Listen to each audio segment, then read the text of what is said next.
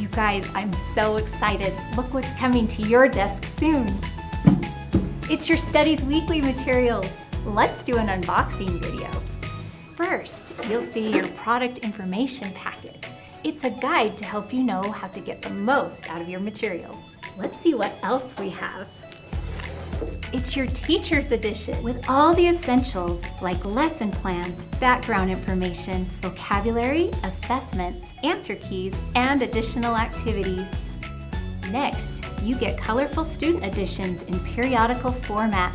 They come nested, ready to separate and sort, and you can just take a week off as you're ready to use it. Or you can sort them by week or topic and add them to file folders. This format makes it so versatile to arrange the order of weeks to fit into your child's schedule.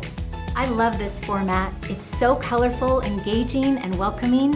I love how the information is set up in bite-sized pieces, so it's never overwhelming for your student. Your kids are going to love having so much fun while learning. They will love being able to highlight, write on, circle important words and information right on their own copies. Plus, all of this, like videos, extended reading, and more is available in the Studies Weekly online learning platform. I love Studies Weekly materials, and I'm so excited for you to open your box and get started too.